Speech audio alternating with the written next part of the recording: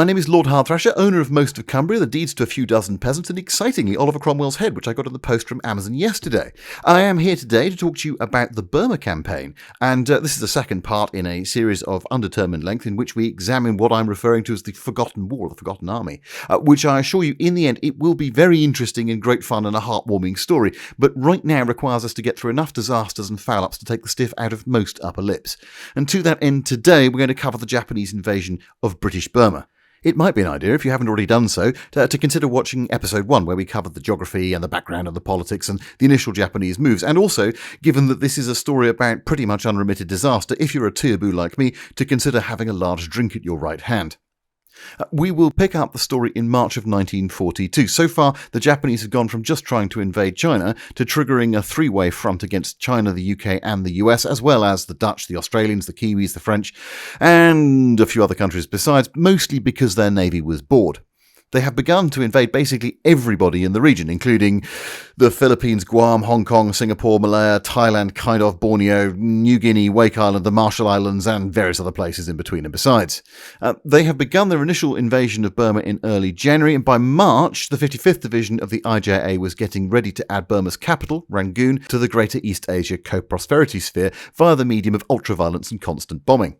So, if we consider this the end of the first quarter, then the score is Japan a lot, Allies nil, and it's about to get worse. Today we will meet some of our key protagonists, look at tactics and doctrine a bit more, and then together schlep from Rangoon to the Indian border. A brief advisory note before we start. I will make naughty swear words from time to time, and I will also attempt levity. Both of these, for some reason, drive some folk absolutely apoplectically cross, so you have been warned.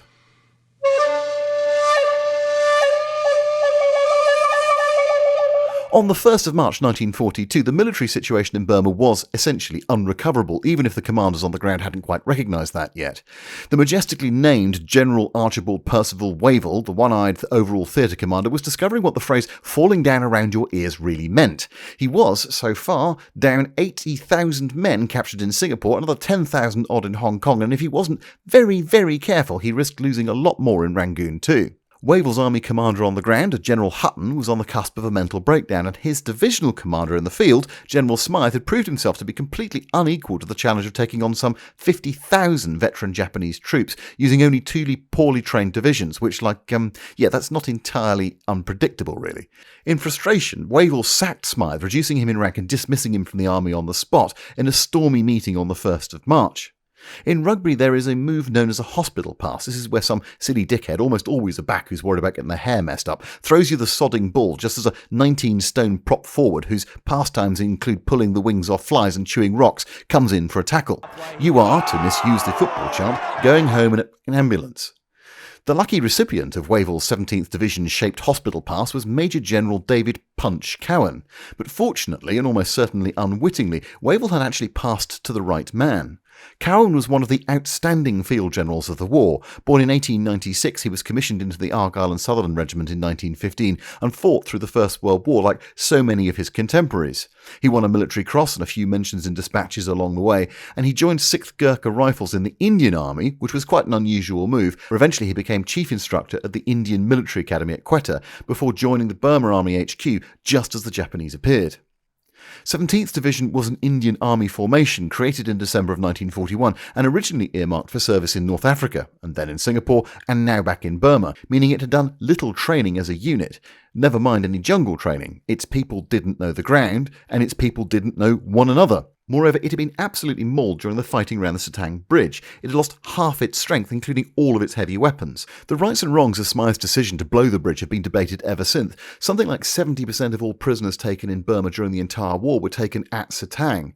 However, one thing it did do which was entirely positive for the British situation was it forced the 33rd and 55th Imperial Japanese Army Divisions to go and find another way round, which bought the British about 10 days' grace in Rangoon. Not that they'd really realised that yet.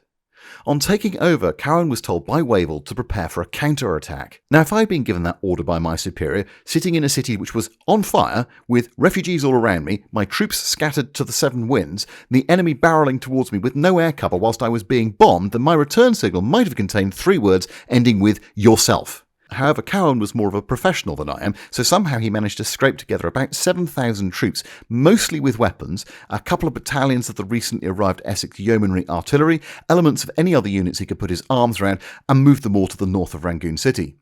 Critically, added to his forces were a further 115 Stuart tanks of the 7th Armoured Brigade, which had managed to get into Rangoon Harbour just in time. We're foreshadowing a bit here, but Slim considered 7th Armoured to be the absolute bedrock of the army in Burma and critical to the fighting over the next few months. Time and again, their interventions would be the difference between defeat and escape.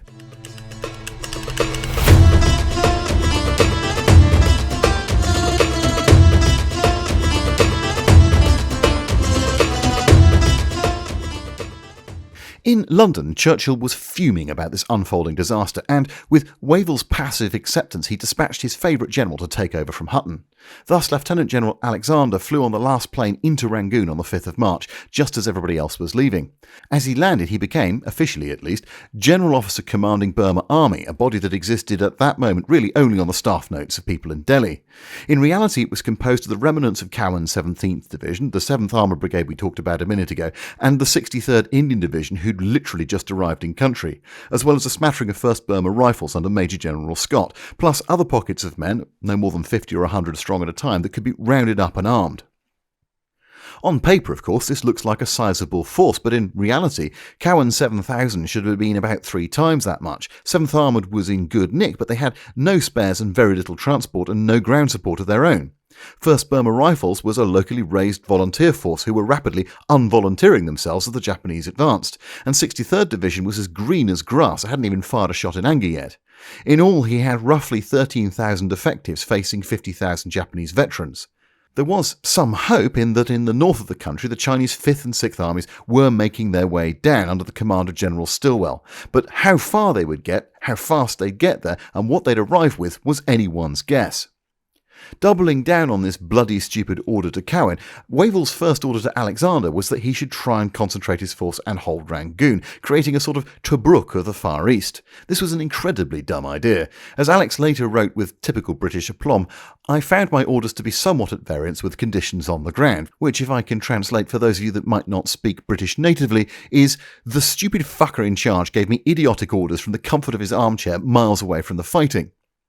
Holding Rangoon was akin to wearing a cricket box made of glass facing the fastest bowler in the world, and Wavell should really have known it. I know he was under a huge amount of stress from London to show fight, and as he often did in these situations, he was simply trying to make it Alexander's problem rather than deal with it himself, but he really should have pushed back and told them that it wasn't possible. Hutton had unquestionably made the right call, and it was obvious to all and sundry. I feel quite bad for Hutton overall. He comes out of most of the accounts looking incompetent and weak, but this was an officer who'd spent his career in logistics, not an officer who'd spent his year in field command. He'd been posted to Burma on the basis that the country needed someone that could reorganise the military structure, not fight the actual battles. But 4 days after appearing in country, which he'd never seen before, he got invaded by 50,000 highly motivated, brilliantly trained Japanese troops, and he had what amounted to a wet sock and a soggy bit of cardboard to fight them off with. He correctly predicted the Japanese intentions repeatedly, but never had any realistic means to interdict or do much about it. Unlike many of his contemporaries, he didn't underestimate the Japanese for 1 second. Unfortunately, this was seen in Delhi and London as undue pessimism and caution. Yet without him, Wavell would have lost the whole army several times over. For example, realising that Rangoon would fall, he sensibly laid 30 days of rations, ammunition, medical stores and anything else he could stuff onto the few trucks he had, well north of the city, where they were later picked up by retreating British troops, just as he had planned that they would be. If Hutton had a fault, it was his tendency towards sudden, emotional outbursts in a culture that viewed that sort of thing as wholly unacceptable. Alex, and indeed Wavell, tended to be far more phlegmatic and calm. In Alex's case, possibly too calm, actually. Slim once did wonder out aloud whether or not Alex had any clue what was going on around him. One imagines that if men like Wavell and Alex were posted to some far-flung outcrop of the empire, whereupon their compounds were surrounded by hordes of angry locals hell-bent on skinning them alive, they would be the sort of chaps who insisted that everybody changed for dinner. One would serve pink gins with one hand while using Webley revolvers to fight off the natives with the other. Hutton would have been in the hills, on the other hand, planning his next move, but probably also writing overwrought letters to the Times at the same time. It is fair to say, however, that Hutton had been rattled and thrown by the Japanese, and a CO who's been rattled can be a positive danger to his troops. If there's one thing that Alex could give the shaken troops of the Burma army in early March, it was a bit of grip, a bit of leadership, and a bit of courage in the field in the face of an impending crisis. It was a known fact amongst the troops that Alex was personally brave, and one of us, a point that he managed to reinforce early on. In the First World War, he'd held a trench under extremely heavy machine gun fire, alone whilst his wounded were evacuated, winning the Military Cross in the process. In Burma, he immediately became popular when, during the retreat, he elected to stay in his staff car rather than transferring to a tank to cross ground that was under heavy shelling, on the basis that if he was asking his driver to take that risk, he bloody well should be prepared to do the same thing. It might not have been terribly clever, but it was exactly the sort of bravery that the boys liked to see in a commanding officer. The change immediately started to pay dividends. Initially, following Wavell's orders, he had prepared to try and hold Rangoon, but within 24 hours, on inspecting the state of the defences, he showed the courage and judgment to reverse his own order, go against his superior and start getting everybody out of the city, and just in fucking time. Unbeknownst to Alex, the Japanese 214th Regiment had put a roadblock just north of the city on the 8th of March at a place called Tukayan. As they tried to retreat, over 1,000 vehicles, including General Alexander, his entire headquarters staff, were stuck in a 40-mile-long tailback, which included not just the military orders, but a tidal wave of human misery, animals, furniture, and basically every imaginable portable object being carried out of Rangoon by the inhabitants as they tried to flee before the Japanese. But if British intelligence was bad, then so was the Japanese at this point. The blocking force had been instructed to avoid a pitched battle and to hold only long enough to allow General Sakurai Shozo's 33rd Division to cross the road, wheel down to attack Rangoon from the west. Accordingly, they pulled out at sunrise on the 8th, releasing the entire British force in Burma to escape in the process. Whilst this was certainly lucky for the British, it also demonstrated what would become a recurring trend within the Japanese forces throughout the 1942-45 campaign.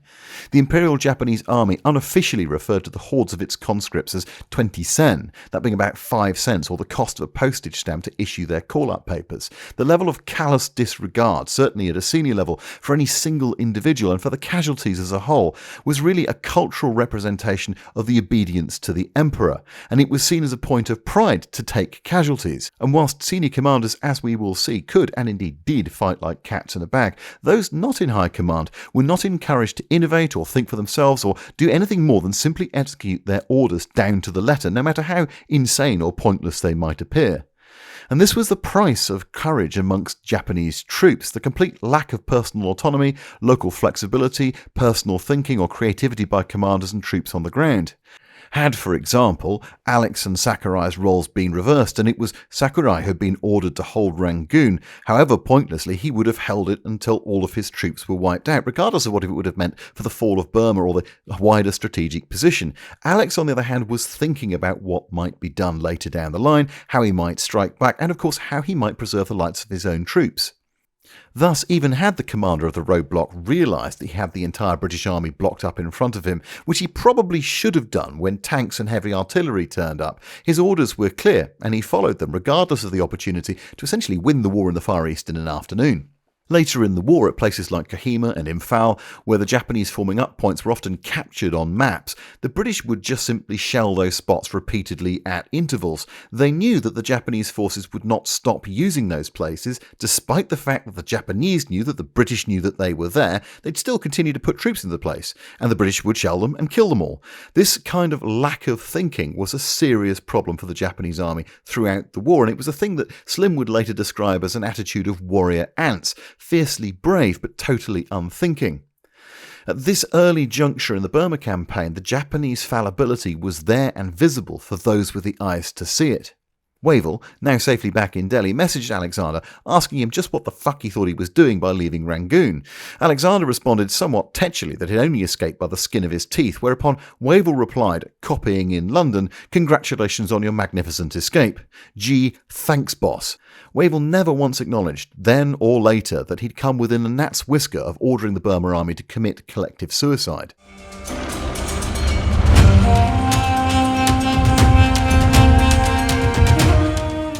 As Alex and Cohen marched north, on the 19th of March at Prome, 180 miles north of Rangoon, Major General William Bill Slim flew in on a Lysander. Unlike many of his contemporaries, he was not the product of the English public school system, or of the Colonial Office, or even of the army. Born in Bristol in 1891 to lower middle-class parents, his father was an engineer and his mum was a teacher, Bill was the younger of two brothers. In a turn of events that one can only really put down to maybe a lost bet or a bout of temporary insanity, Bill's father decided to move the entire family from lovely Bristol to Birmingham when Bill was small. Still, at least it wasn't Coventry, I suppose. Bill overcame this disastrous decision, being exceptionally bright, managing to gain first entrance to a grammar school and then from there winning a scholarship to King Edward's Birmingham, no mean feat and one which meant he got a very good and almost free education. Unfortunately, his family could not afford to both send him and his brother to university when the time came. They did the sensible thing and they let the elder boy go to university whilst putting the younger sibling to work. As an elder brother myself, I can but applaud this clear-sighted bit of thinking on behalf of his parents. Consequently, Slim, upon leaving school, became a trainee schoolteacher himself in a less than well-to-do part of Birmingham before eventually jacking that in to become a part-time clerk in a metalworking business. Birmingham often breeds a desire in people to be anywhere else at almost any cost, and so it was with Slim, who decided that being shot at by angry tribespeople and the potential to contract interesting and exciting diseases in far-off lands was far more appealing than Britain's second city. However, a position with the Officer Training Corps wasn't necessarily a guarantee of a career in the army. Despite painting a significant proportion of the world's map pink, the British Empire was run on a shoestring. British Army officers based in the UK were expected to have some kind of supplementary income to support them.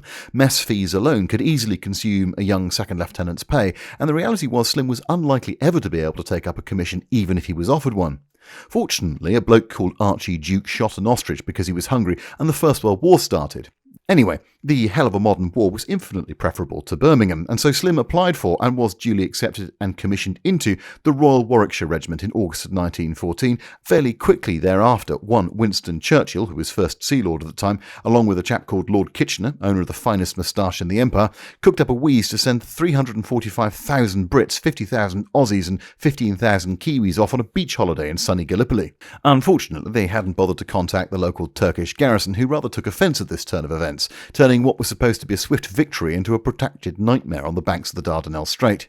For those who perhaps aren't versed in British and Anzac history, let's sum it up by saying that it was an absolute clusterfuck of a campaign, and basically everything that could go wrong did go wrong. I will one day try and do this properly because it's a fascinating story, but for now we're going to have to leave it there, beyond observing that young Slim was landed on the beach.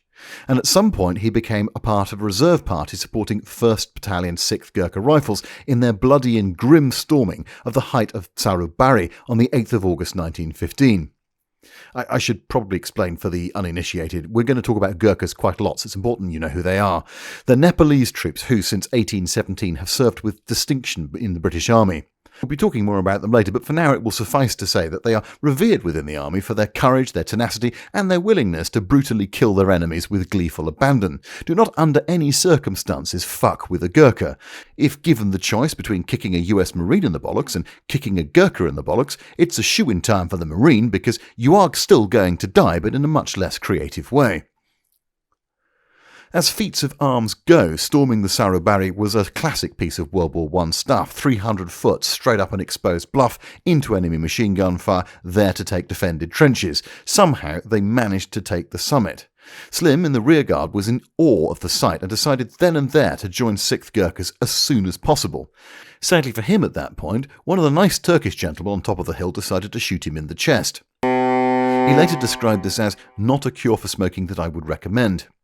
In time, Slim did recover, or at least recovered enough, and was posted to Mesopotamia, modern-day Iraq, where he was once again wounded in 1918, right at the end of the war.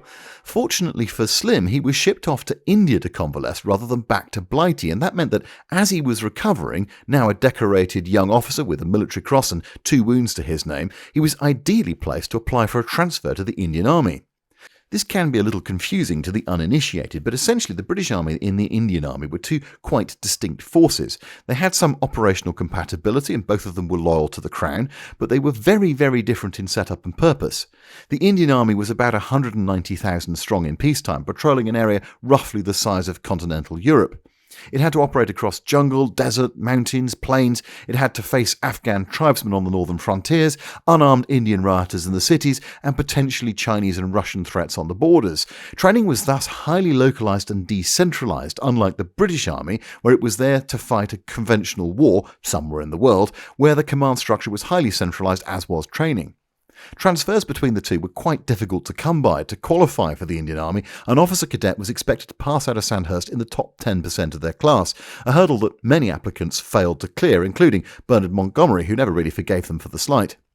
Potential officers in the Indian Army also had to overcome a daunting language barrier, because to join it, you needed to be able to speak English, Hindi and Urdu, and depending on the unit, you might need another local language as well, which, if you were going to join the Gurkhas, meant being able to speak Gurkhali. Officers needed to master all of these before being promoted beyond second lieutenant. Slim had not obviously been to Sandhurst, but he did have a military cross and a few scars, and he was able to kind of point at them and go, "University of Life, mate." And because he was actually in India for nearly 8 months, he could also start to fit in the beginnings and basics of Hindi and Gurkhali and Urdu. Thus, in 1919, he was duly accepted into 1st Battalion 6th Gurkha Rifles. 1st 6th became known as the Mongol Conspiracy because of the number of senior commanders that it produced, if not for the, frankly, slightly rubbish nicknames that everybody seems to have had.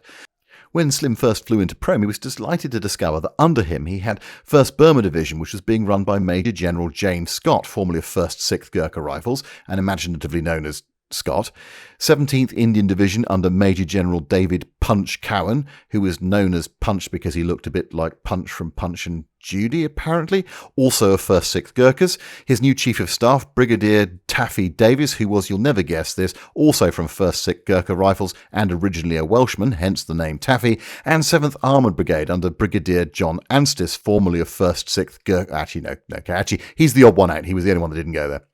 Promotion in the interwar army was slow and the pay was pretty rubbish, particularly if you wanted to educate your kids back at home. Slim augmented his army pay by writing short stories under a pseudonym. I'll kind of skip over it for now, but it's quite cool and we should come back to it. It's one of the reasons, if you read his biography, it's so well written, because he'd been writing for 20 years by that point. I'll skip the details of his other promotions and positions, except to say that he eventually managed to get himself to Quetta Staff College, Army HQ Delhi, and then the prestigious Camberley College, so he was respected and known throughout both the British and the Indian armies. However, at 47 and now a colonel of 2nd 7th Gurkha Rifles, he was getting old for the army and was considering retirement when, once again, his career was saved by the Germans.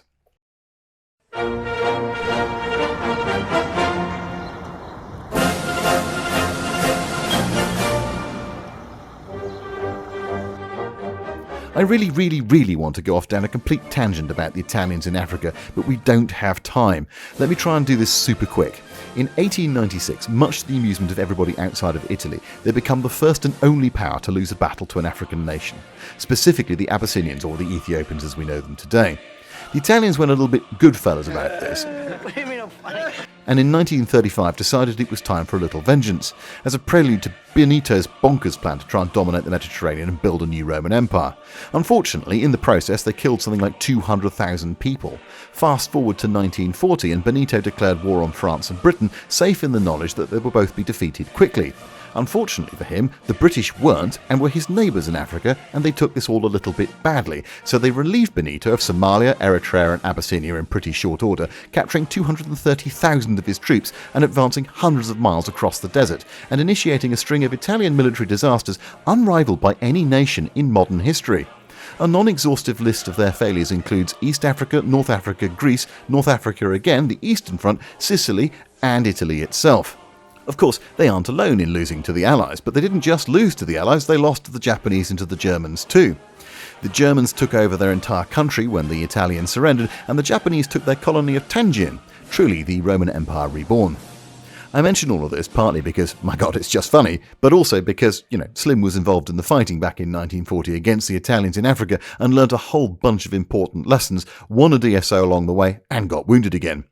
I won't go into all of this because he was blown up in Eritrea by an Italian bomber and it was kind of his fault, and then wounded for a 4th time in Iraq, but he managed to recover from both in time to be able to get a telephone call in February of 1942 summoning him to Delhi. Within a week he was flying in a Lysander over the Irrawaddy to join an army which had known nothing but sudden and shocking defeat.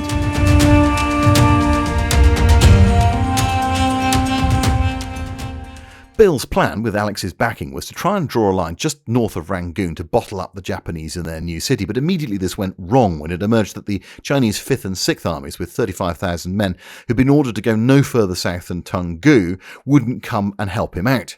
The issue was that Chiang was looking, and not unreasonably, at the map and simply focusing on the Burma Road. He couldn't really see a reason to send his troops as far south as where the British were. Meanwhile, Stilwell was discovering just how far his command actually went, i.e. not very far at all. Strictly speaking, the commanders of both 5th and 6th Army reported to him, but to quote one of the commanders, "We tell the Americans that they can be in command so that they feel good about themselves, but no one takes them seriously." To get anything done, they needed orders to be stamped with a chop, a bit like a sort of medieval signet ring, which only Shek could wield. From time to time, Chiang would say he was going to give it to Stilwell, like this sort of magic wand of command, but of course he never did. Legend. Thus, Stilwell's orders went to the command of the Chinese Expeditionary Force, General Lo Chou-hing, who went back to Chongqing, where they were passed across the desk of General Lin Hui, Chiang's chief of staff, and then they went to the Generalissimo himself, and then they went back down this tortuous route, a round trip of about 2,500 miles, with many, many, many pairs of hands, by which point they may or may not have been stamped, approved, amended, or changed. And this was at the best case, because at any time any of these parties could of course decide not to pass the order on, but to query it then and there and return it to its sender. Or, of course, they could simply ignore it, which they did on a regular basis.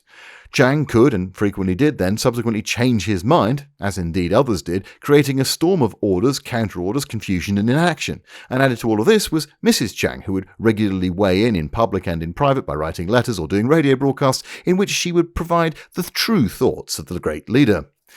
Kind of. Add to this the fact that whilst Chiang was in charge, he could only remain that way if every officer that was in his command line got a cut of the goodies, and they probably wouldn't obey his orders unless they could see some reason why and some personal gain that was going to be in it. And you kind of get a feel now for how totally out of his depth Stilwell really was, and how unreliable the Chinese support could prove to be at times, even if the troops themselves were just as capable as any others. All of this meant the British had to pull back another 80 miles and set up a line from Prome to Tunggu, a line which was broken by the hills of the Pegu Hyomas, creating a massive gap between the Chinese and British forces. There was a single road connecting the two sides, which was rapidly and inevitably cut by the Japanese, and fearing that his flank would be turned, Slim wanted to pull out. But as he prepared to do so, word came through from Alex that he needed a counterattack to be put in. This was exactly the wrong moment, and everybody knew it. However, the Chinese 200th Division holding Tunggu had managed to get cut off, and Slim was now being asked to launch an offensive to try and save them, something that he couldn't do with his small force on the wrong side of the hills. Instead, Alex and Slim came up with a slightly bonkers plan that they should go and punch at the advancing 33rd Division on their front in the hope of somehow forcing the Japanese 55th Division, who were facing the Chinese, to release its grip.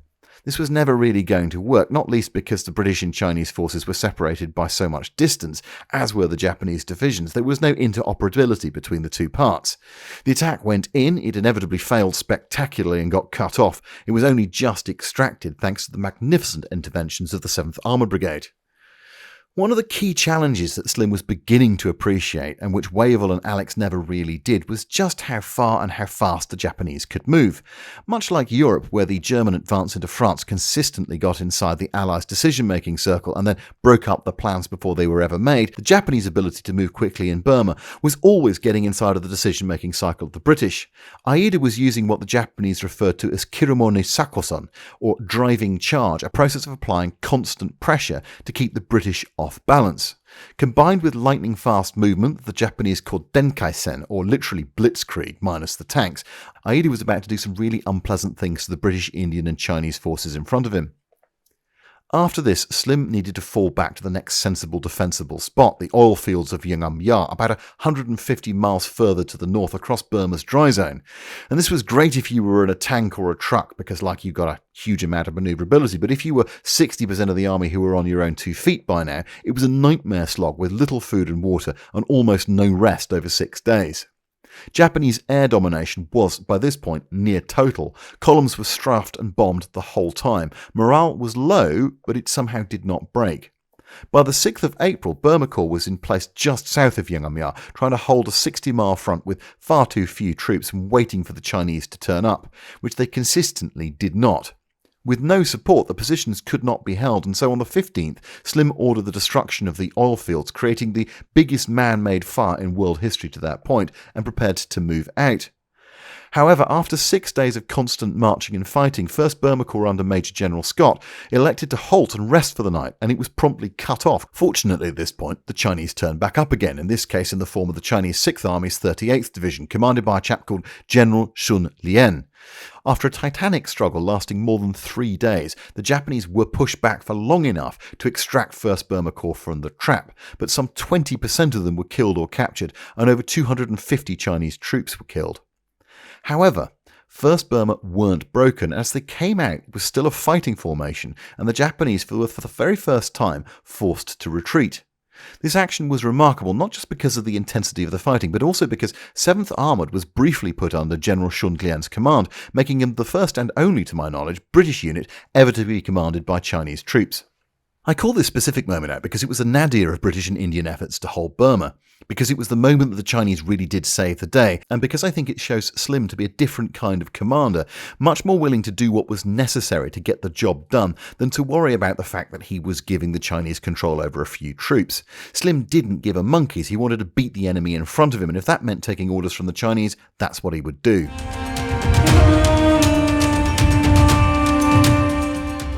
By the 25th of April, it was absolutely clear, even in the higher echelons of the British Army, that Burma was indeed lost. The army couldn't get reinforcements or supplies or extra transport, their wounded were mounting, and the complete lack of strategic direction from London and Delhi was beginning to destroy morale through 100 short retreats, ever backwards with no clear end. Meanwhile, the RAF was having to shift its operations back to India. That meant the paltry air cover that was already over Burma completely disappeared. Gosh, imagine, I wonder if we'd had, I don't know, a long-range fighter, or even, fuck me, just some Spitfires. Gosh, I wonder why we didn't.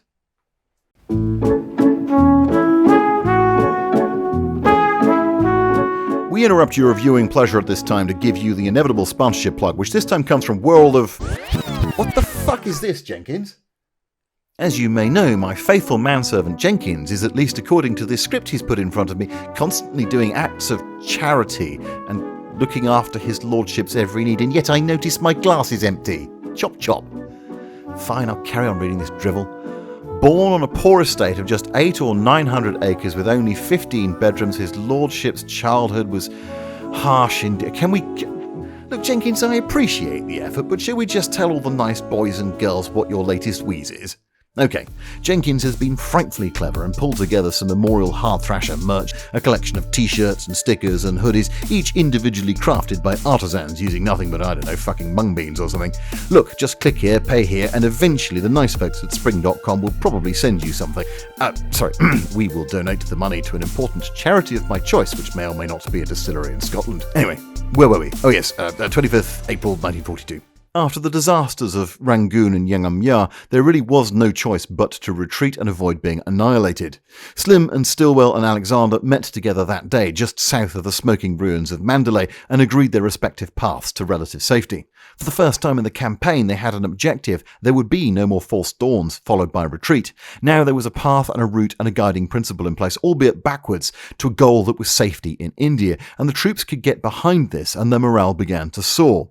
The plan was to withdraw 190 miles northwest towards Kerala, then across the malaria-infested Mithailand Valley, and then on to Tammu on the Indian border, before climbing over the Naga Hills and going back to Imphal. This was not a straightforward bloody journey over some of the toughest country in the world, 350-odd miles on foot. What stores they had were loaded onto whatever vehicles and whatever transport they could get hold of and sent onwards ahead of the troops, whilst everybody else disbussed and walked on. Of course, the Japanese got a say in all of this, and despite being a long distance from their own supply bases, they were able to push a massive thrust up the eastern side of Burma, through the northern Shan states, closing what remained of the Burma Road. They came, in fact, within a whisker of destroying both 5th and 6th Chinese armies, who somehow managed to scrabble back over their border. And with them, of course, should have been Joe Stilwell, their famous American leader, except he wasn't. No, Joe had decided to go out with the British to India with a handful of his American staff and, of course, a photographer to capture the fighting generals walk out of Burma. Chiang completely lost contact with the bloke that was supposed to be his chief of staff, and I suspect probably half hoped he'd died in Shan somewhere. But no, instead Joe popped up at a news conference in Delhi a couple of weeks later, along with a lot of nice pictures and a long report on what had happened, which was duly published in the world's press. Meanwhile, thousands of his subordinates were being cut to shreds by the pursuing Japanese, enduring hell on earth trying to get through the mountains to get home. It was an act of gargantuan stupidity, verging on absolute cowardice, and a complete dereliction of his duty as Shek's chief of staff. Meanwhile, the Japanese hardly let Slim's army go either, and on at least 3 separate occasions, twice as a result of mistakes by Scott, the Burma army was nearly surrounded and cut off, but the troops now had a goal and they fought ferociously. In one such action, 48th Indian Brigade fought off 10 times their own number of Japanese, inflicting several hundred casualties and managing to disengage to fight another day. On another, 6th Gurkhas turned from the retreat, counterattacked and pursued the 33rd Division nearly 10 miles south, allowing the 17th Division to cross the Chindwin River without molestation. And all this time, 7th Armour Brigade had been the stalwarts of the campaign, doing things that their Stuart tanks in pre-war doctrine were thought to be impossible. Wherever a roadblock needed clearing or a position needed defending, the Stuarts had done their part, but eventually it became obvious that they could go no further. Lacking fuel and spares, and with a road that was getting increasingly narrow, they sent a single tank up the Naga Hills to see if they could reach Imphal with it. It managed to get through, but reported that the brigade would not be able to do the same thing. It was simply too steep, with too few tracks, and with no supporting infrastructure. The tanks had to be destroyed, and their crews got out and walked. Disease and hardship were constant. Typhus, malaria, cholera, blackwater fever, jungle sores, snake bites, and constant attack by insects, as well as Japanese air power, made the march a living hell. On the 12th of May, the monsoon broke, adding to their misery. Men trudged on for mile after mile, soaked to the skin, up and down sticky jungle pathways, slick with clawing mud, like a tropical version of the Western Front that their fathers and commanders had endured 20 years beforehand. The wounded who couldn't walk had to be abandoned with a grenade or a pistol to decide how to end their suffering. 80,000 Indian refugees who'd marched from Rangoon died in those hills. Another 540,000 were thought to be making their way to Imphal alongside the army. There was a wave of human misery, suffering, disease and starvation that accompanied the British and Indian troops on their long, long trek home. The monsoon had at least stopped the Japanese air and ground assault, and after a while the British realised that they were clear of the enemy, that the border with India loomed ahead. By the 28th of May, the whole of Burma Corps was into Assam. As Slim commented, they might have looked like scarecrows, but they were still fighting soldiers. The Burma army had marched more than 900 miles from Rangoon. It had fought a 5-month-long campaign without a break. It had lost 100 tanks and taken 13,000 casualties. It came home with just 50 lorries and 30 jeeps, but it was not broken. They had inflicted about 35% losses on their enemy, losses which would have made any other modern military disintegrate, but of course not the Japanese. To have come out at all was simply astounding. Slim achieved the impossible and kept his army together. His mixture of aggression, compassion and realism won him respect from his subordinates and his allies alike. Even Stilwell had nice words to say about him. Had Hutton or Smythe, or one rather suspects Alexander or Wavell, been in charge of Burma army, it's highly unlikely that they would have escaped, much less got to India as a fighting force. Slim was later to observe that you learn a lot more from defeat than from victory, and certainly that was true of his time in Burma during 1942. He'd begun to understand his enemy a little bit about how they'd used planning and timing and how they moved quickly and how they managed to achieve that. He'd realised that he needed to be able to instill in his army an attitude towards combined arms, infantry, artillery and armour all working together to create success. He wanted to be able to get more air power used, a thing he called air-mindedness, to be able to supply his troops more effectively when they were cut off from, for example, major ports like Rangoon. Critically, he wanted to make sure that he thought about how to get a military objective into a morale objective so that the army itself would have a thing that it could work towards, that it could believe in, an idea and a cause, which he sorely lacked in 1942. And he needed to improve his intelligence. All of these lessons he prepared to put into practice when he crossed the border into India. Unfortunately, as he did so, he was promptly fired.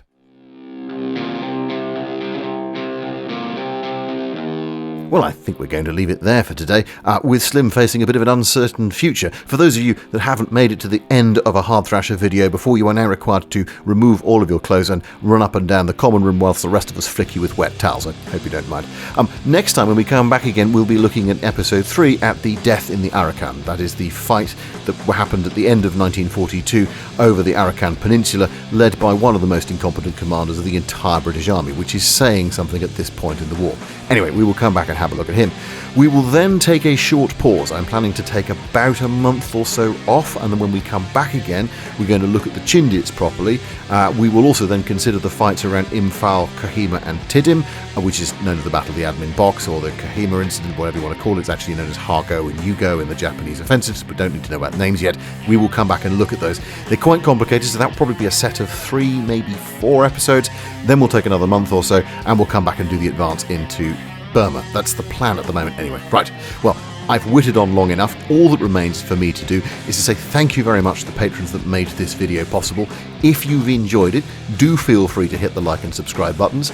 Do feel free to leave a comment. If you really enjoyed it, do feel free to go and visit my Patreon and consider signing up. If you do, you get access to my super secret Discord, whereupon you can chat with me to your heart's content. Oh, maybe consider just buying some merch from the shop below.